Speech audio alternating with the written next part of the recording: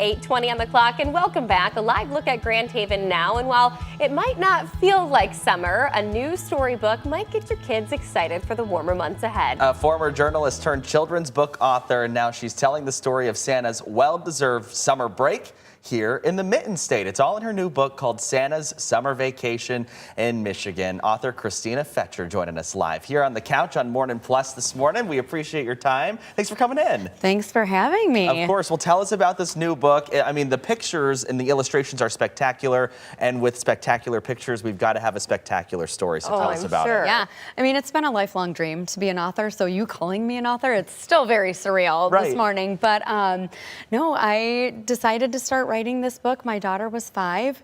She is 16 now. Wow. So you have a career, right, that you focus on. Your family's growing, and there's no time for you as a mom. And so I just kind of found time a little bit here and there traveling for work to write for myself. And it helped me unwind. And Santa was a big fixture in our life, you know, back then. And who better to deserve a break than the big guy? So I decided to write a book about him going on vacation, and my favorite state in the world is the Mitten State. Well, it turns out it's Santa's favorite state too, right here in Michigan. He plops right down here and has a little vacation in the book. That's fun. He does. Yeah, tell us more about how you came up with the storyline. Well, you know, I just, like I said, he was a big fixture in our life. Santa is huge in our house at the holidays, and I just felt he needed a break. And so I picked different regions of the state where I lived, and he decides to visit them. So he goes to Detroit, he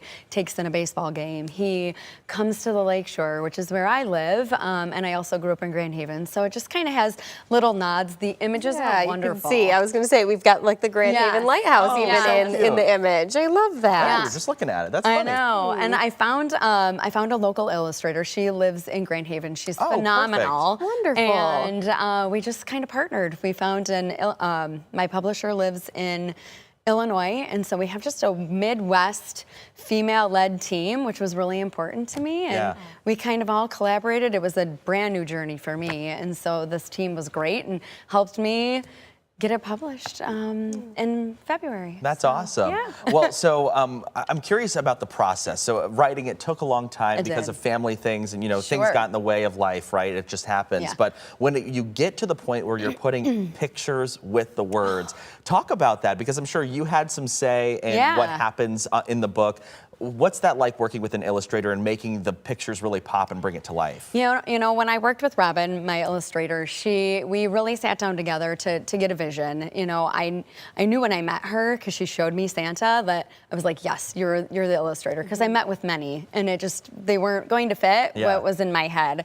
And so she kind of had me lay out my ideas for each kind of spread, and we worked together, and she kind of put my vision to life. And we had a few back and forth, you know, tweaks to just really make it sing, and just little nitpicks from in the book. Like, for example, on that page, there's a list, right? It's Santa's list of names. A nice list. It's names of my family. Oh, that's really sweet. So, like, my mom's in there, my dad, my sisters, my kids, my husband, even all the dogs in the family. They all make the nice list? Yeah. They all made the nice list. Okay. Good. But the book is really about him and the elves at the beginning just kind of being overwhelmed and a little grumpy, a little like lost with their holiday spirit, tired. So the break, you know, the vacation helps them kind of overcome that. And so they rekindle their holiday spirit at the end and get ready and go back to the North Pole ready and refreshed. Yeah, even Santa needs a break from work, right? We all need like a little PTO, right? Absolutely. And I mean, what better place to be than in West Michigan in the summer? We all deserve that for sure. When it comes to writing a children's book, I mean, how much editing and tweaking did you have to do? Did you have a theme to the way that you were writing? Yeah, so it's a rhymed book. And so it is like a warm weather twist on like 'Twas the Night Before Christmas. So in the first line is 'Twas the June before Christmas. And so it really just, I think the trick with that, there was a lot of back and forth, you know, a lot of stops and starts. But the trick is making sure the rhyme still flows and is not forced. So the story just really flows nicely while, you know, meeting that meter and making it rhyme. So it was a lot. It took like I said, it took 10 years. Yeah. But, well, but it was worth it. You've had a long career to get here, right? Yes. So I want to ask you about that because you were a reporter for the Detroit News. Correct. Then you went into communications PR. Now you're an author, which you can't believe today. I'm an author. Talk about that, the evolution of your career to where you are now. You know, I grew up knowing exactly what I wanted to be. I wanted to be a reporter, and I worked for it, and it came true, and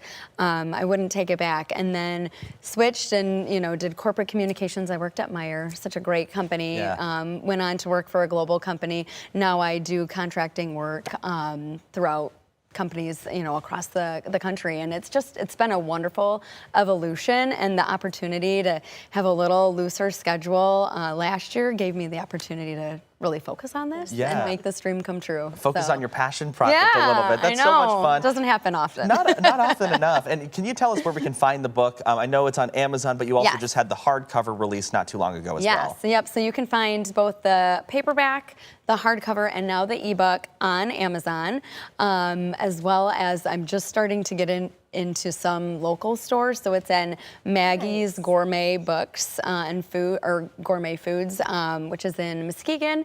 And later today, it will be in the bookseller in Grand Haven. Yeah, so, don't you have like a little event coming up? I do. Yeah, tell us about that. So later this month, March 21st, I'm participating for the first time, so many firsts, you know, at the Third Coast Author and Book Festival. Yes, we've had them on. In Grand Haven, right? So I'll be a first-time participant there. Awesome. And then other events coming up in June. So I'm really excited. Yeah, very cool. Where Santa's, that's the time when Santa's story kind of takes place here in this book. It's like perfect timing. We also want to shout out that you gave this book to Sam. Yeah, so sweet. All signed and everything for baby Ada. We're so excited about that too. She is absolutely going to adore this. And what a fun way to keep the Christmas spirit alive year round. Yes. Absolutely. Well, Christina, we appreciate your time this morning. Thank you. Thank you so much. Where can we find more information about you if we want to maybe hit your social medias up or anything like that? Absolutely. I created a website, among many things, this summer. So you can follow me at ChristinaFetcherAuthor.com. So all my socials are there. Okay. So. Well, sounds good. Thanks. Christina, thank you so much. Thank you.